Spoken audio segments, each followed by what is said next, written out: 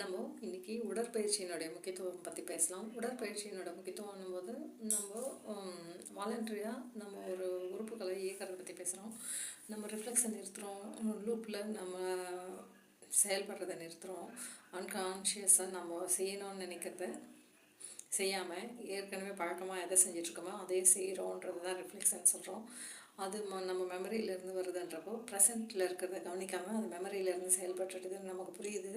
அப்படி இருக்கப்போ நம்ம உடம்பை அந்த மாதிரி மெமரியிலேருந்து பேட்டர்ன்லேருந்து வெளிக்கொண்டு வரணும்னா நம்ம கான்ஷியஸாக செயல்படணும்னா நம்ம சொல்கிறத கான்ஷியஸாக சொல்கிறத உடம்பு செய்கிற அளவுக்கு பழக்கப்படுறதுக்கு பேர் தான் உடற்பயிற்சி. உடல்ன்றது நம்மளோட கான்ஷியஸ் மைண்டை மாஸ்டராக ஏற்கிறதுக்கான வாய்ப்பு. அது சப்கான்ஷியஸ் மைண்டை மாஸ்டராக ஏற்று தான் செயல்பட்டுருக்கு. அது நமக்கு லாபமாக இருக்கிறப்போ ஓகே, பல வேலைகள் செய்யறதுக்கு அது தேவையாக இருக்குது.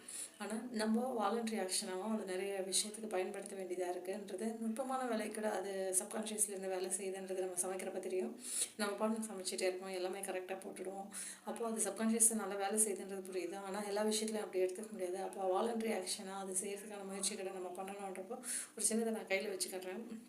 நம்ம சின்முத்ரான்னு சொல்கிறோம். இப்படி வைக்கிறது மூலயமா இந்த 2 விரல்களை இப்படி இணைக்கிறோம். இந்த 3 விரல் மேல் நோக்கி இருக்குதுன்றது பார்க்குறோம். இது வாலண்டரி ஆக்ஷன். இப்படி பண்ணணும், இப்படி அசைக்கணும்ன்றதை நம்ம நினச்சி, நம்ம கான்ஷியஸ் மனசால் நினச்சி நம்ம உடல் அந்த பேச்சு கான்ஷியஸ் மனசோட பேச்சுக்கு கட்டுப்படுற மாதிரி பண்ணுறோம்.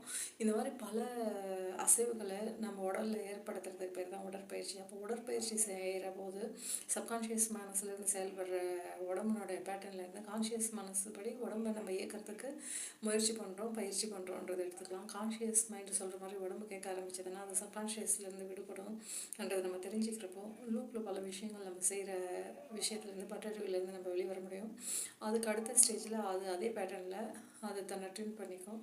நம்ம அனுபவங்கள்லேருந்து மட்டும் ரிஃப்ளெக்ஸாக நம்ம பிஹேவ் பண்ணிடாமல் அந்த சூழலுக்கு ஏற்ப எது நல்லதுன்னு யோசித்து செயல்களை யோசித்து காஸ் அண்ட் எஃபெக்ட் யோசித்து நம்ம ஒரு விளைவறிந்த வைப்பு நிலையில் திரிகால ஞானத்தில் ஒரு முடிவெடுத்து செயல்படுற இடத்துக்கும் வர முடியும். அதுக்கு நெக்ஸ்ட் ஸ்டேஜாக நம்ம ஒரு அப்சர்வராக இருந்து பார்க்குறது, சாட்சி பாவமாக இருந்து பார்க்குறது, பிரபஞ்சத்தின் பேரறிவு பேராற்றல் எப்படி பேட்டர்ன் ப்ரிசிஷன் ரெகுலாரிட்டி இயங்குதுன்னு பார்க்குறது, அது எல்லாமே நமக்கு தெரிய ஆரம்பிக்கும். மூவ் பண்ண ஆரம்பிப்போம் இந்த லைனில்.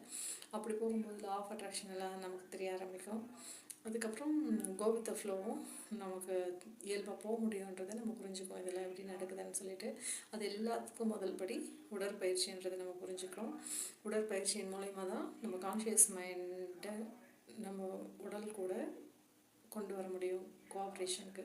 அது சப்கான்ஷியஸ் மைண்ட் கூட கோஆப்ரேஷனில் இருக்கிறதுலேருந்து கான்ஷியஸ் மைண்ட் கூட கோஆப்ரேஷனுக்கு வரணும்னா உடற்பயிற்சியின் முக்கியத்துவம் நமக்கு ரொம்ப புரியும். அதுக்கப்புறம் நம்ம மெடிடேஷன் எல்லாம் பற்றி பார்க்கலாம். தேங்க்யூ.